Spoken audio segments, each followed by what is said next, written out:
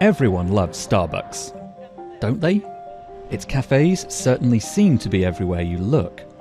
But behind that familiar green siren are stores that are struggling with declining sales, overworked employees, and a company that's badly in need of a fresh start. Starbucks this morning, down about 1.5%. Starbucks facing a walkout of more than 1,000 employees. There's a lot of excuses. It seemed like there was a lot of panic.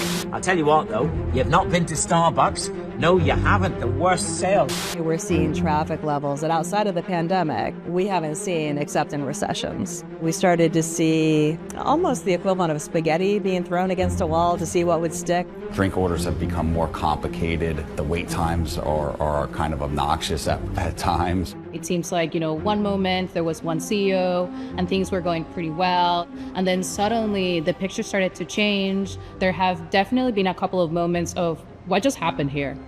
Now a new CEO hopes to turn the company around by bringing Starbucks back to its roots, if it's not too late.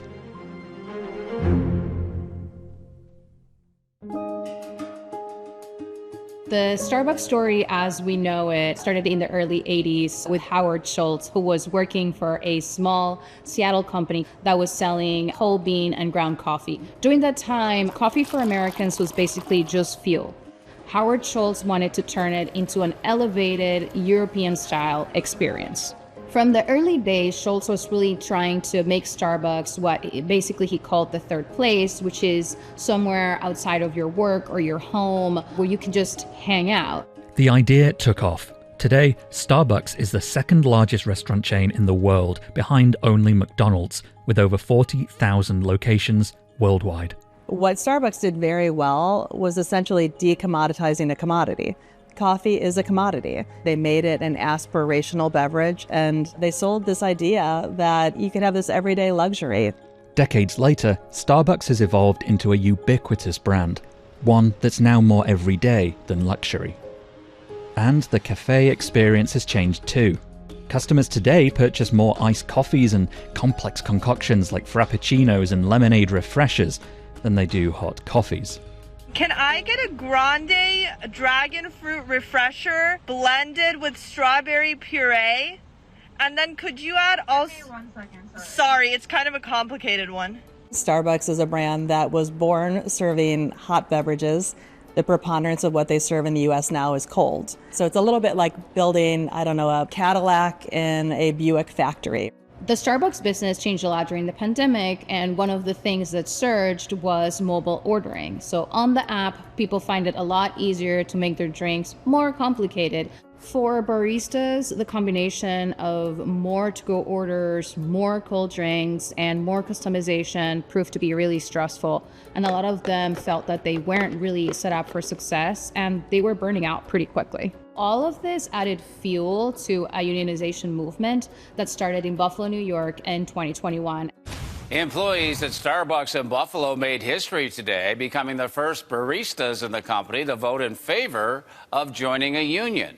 One of the really interesting aspects of the Starbucks unionization drive is that it sort of challenged this perception of Starbucks as a really good employer. I'm Gio Garza. I am a barista in the Chicagoland area, and our store recently unionized on September 27th, 2024. My store has been having a lot of issues with short staffing, especially during the nighttime hours. We haven't been able to get a lot of the tasks that we need to get done. Sometimes when we're super stressed, we don't really have the time to create that connection with the customer. And it's not that we don't want to, we really do. We love our customers, but when we're always dealing with understaffing or things breaking, then we're not able to create the connection.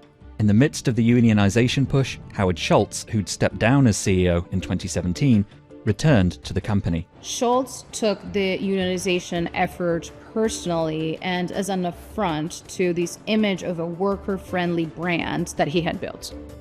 Over the next year, the company closed several stores that had unionized.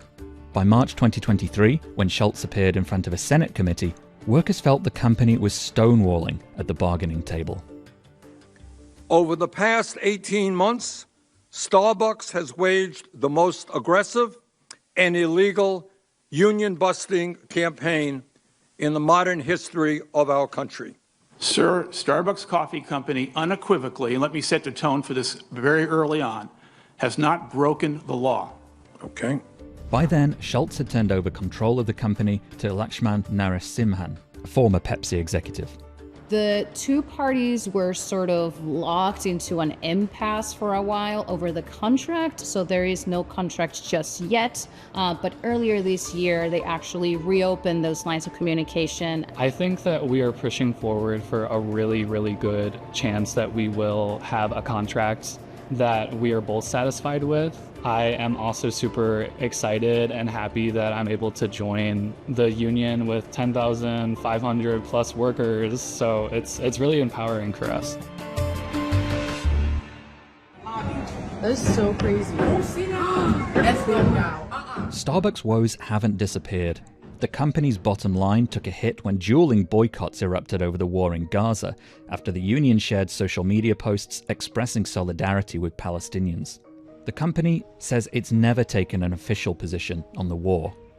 Meanwhile, China, one of Starbucks' biggest regions for growth, has become another trouble spot. The pandemic hit the Chinese market particularly hard, and recently Starbucks lost the mantle of the country's largest coffee retailer to Luckin Coffee, which automates a lot of the work, which allows it to save money and basically charge customers less.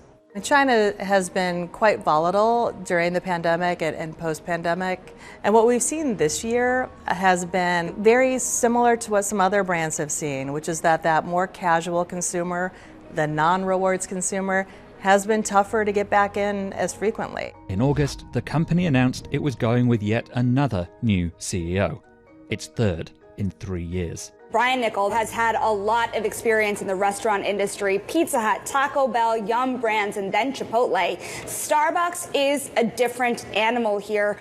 Niccol is an experienced restaurant executive. He led Chipotle starting in 2018 when the company was reeling from a lot of issues. One of the big ones was a contamination issue that had actually sickened a bunch of people, but he managed to turn the brand around. The Starbucks board hired Brian Niccol at this inflection point for the company where they're really trying to figure out if they're going to be this to-go machine or if they're going to go back to being the neighborhood coffee house. I think, as you know, last month, I made a commitment that we would get back to Starbucks. That means focusing on what has always set Starbucks apart: a welcoming coffee house where people gather and where we serve the finest coffee, handcrafted by our skilled baristas. But the company's latest sales results show just how far it still has to go. If you look at what Brian did with Chipotle, very, very good storytelling about real food that generally resonated very well, obviously, with consumers, given Chipotle's sales trends subsequently. So that's the hope, is that Brian can turn this around, although obviously it will probably take some time.